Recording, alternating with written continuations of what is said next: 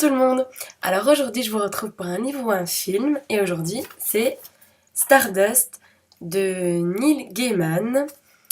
Alors j'ai adoré hein. Déjà c'était un film que j'ai adoré quand j'étais plus jeune, il est sorti en 2007 et le livre je l'ai enfin lu. Je pensais ne jamais le lire.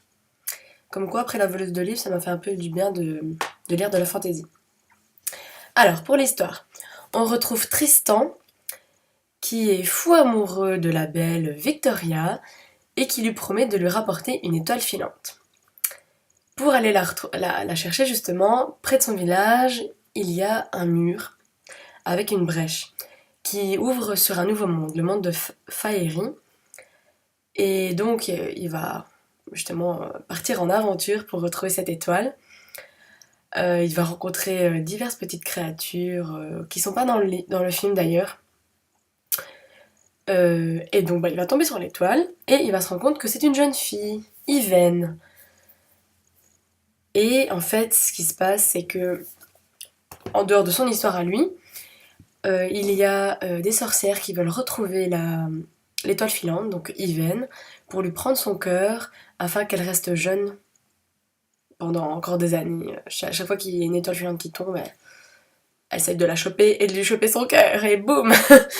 Et alors aussi, donc il y a le roi de Stormhall qui est sur le point de mourir, enfin il meurt, et donc il demande à ses enfants de retrouver une espèce de pierre précieuse pour être le nouveau roi de Stormhall.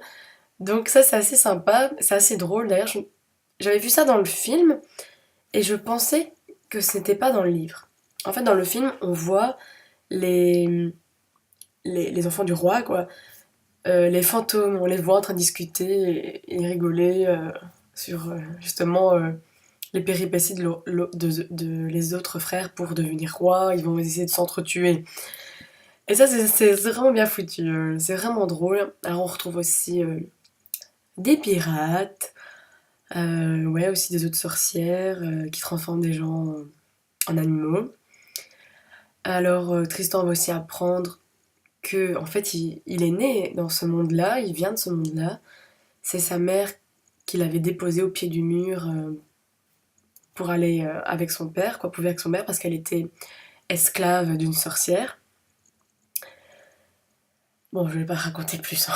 Il y en a déjà assez, sinon je vais raconter toute l'histoire. Enfin, moi j'adore. J'adore énormément. C'est un film que déjà j'avais adoré. Aussi, bon, il y a des acteurs assez sympas, hein. Robert De Niro en pirate un peu gay comme ça. C'est super drôle à voir. Michelle Pfeiffer, ouais, en sorcière. C'est super, super sympa. Ça fait partie des films que je me lasse jamais de les regarder. Euh, D'ailleurs, là, je vais me le faire. Comme j'ai fini le livre hier, je pense que je vais me regarder le film. Alors, c'était sympa aussi le livre parce que il y a des petits éléments qu'il n'y a pas dans le film. Justement, des autres créatures, des autres petits événements. Bon, bien sûr, je comprends que dans le film, ils les ont pas mis, sinon ça prendrait plus de temps. Mais bon, le livre se lit super vite, il y a quoi, 215 pages.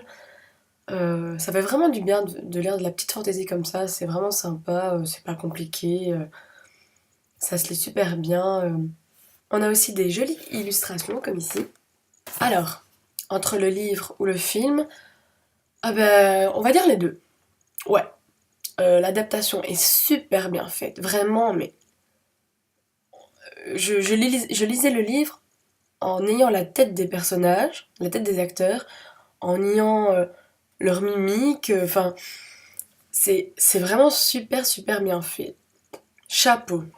Moi j'adore, ça fait partie, ouais, des films que j'adore regarder, donc très contente de l'avoir lu. Voilà, donc je sais pas, dites-moi si vous avez l'intention de le lire, ou si vous l'avez lu, ou si vous n'avez pas du tout envie de le lire. Et si ça vous a plu, abonnez-vous à ma chaîne, et à très bientôt. Bye bye. Non.